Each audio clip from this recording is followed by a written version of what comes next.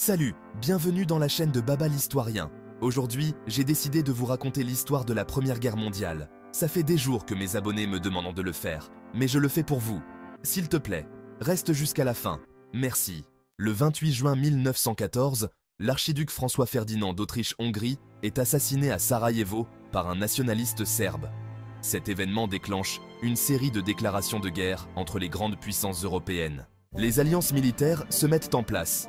La triple entente, composée de la France, du Royaume-Uni et de la Russie, affronte la triple alliance de l'Allemagne, de l'Autriche-Hongrie et de l'Italie, bien que cette dernière reste neutre au début. Le conflit s'enlise rapidement dans une guerre de tranchées, particulièrement sur le front occidental.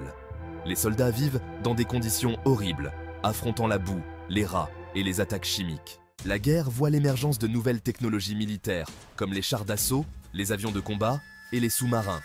Ces innovations changent la manière de combattre et augmentent les pertes humaines.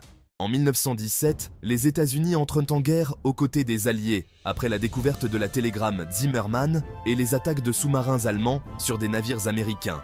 Cela renforce considérablement les forces alliées. Le 11 novembre 1918, après 4 années de combats acharnés et de pertes massives, l'Allemagne signe l'armistice.